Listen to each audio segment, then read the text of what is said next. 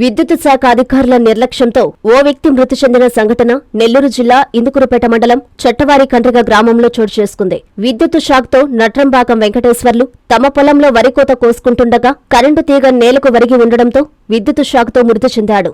ఇలా ఉంటే విద్యుత్ మరమ్మతుల విషయంపై కరెంటు స్తంభాల వద్ద గాని ట్రాన్స్ఫార్మర్ల వద్ద విద్యుత్ శాఖ అధికారులు నిర్లక్ష్యం వ్యవహరించడం వల్ల ఈ సంఘటన చోటు చేసుకుందని స్థానికులు ఆరోపిస్తున్నారు. రావడంలో ఆ తీగ దిగిపోయింది, ఆయన చూడక తగిలేసేసి సరిపోయినాడు సార్. ఆ తీగ ఏమి అక్కడ దాంట్లో ఆయనతో పాటు 5 మంది చనిపోవాల్సింది. అతను చనిపోయి పడిపోయినాడు. ఆ పొలం కోసి అతను ఎక్కడో ఇంటికి భోజనానికి వెళ్ళాడని చెప్పి సరే కోపిస్తామని మిషన్ వచ్చిన తర్వాత పొలం అతను మిషన్ కోసినాడికి కోస్తా ఉంటే మిషన్ డ్రైవర్ చూసి చెప్పాడు.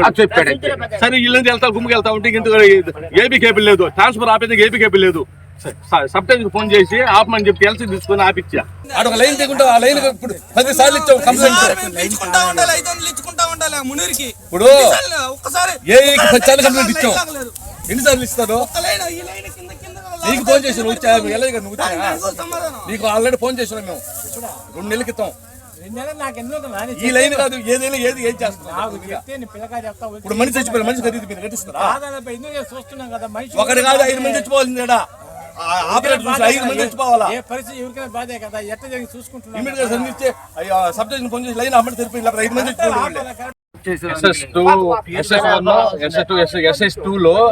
SS2 లో మాకు పొలం ఉంటే దాంట్లో వాళ్ళు ఇల్లు కట్టుకుంటా అడ్డామని కండక్టర్ తీసి ఏబీ కేబుల్ సైబిట్ మార్చేసారు.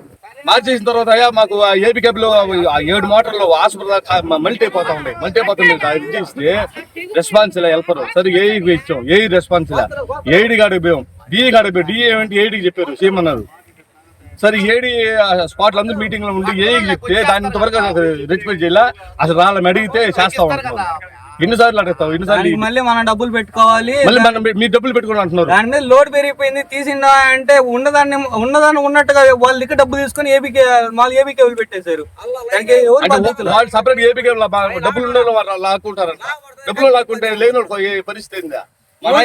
ఆయన వయసు అయిన 70-80 సంవత్సరాలు అతను, ఆయన ఏం చేయగలడా?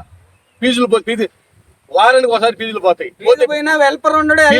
వస్తే వాళ్ళకి 200 సార్లు అంట 500 కావాలంట. 500 ఎవరు ఇస్తారండి?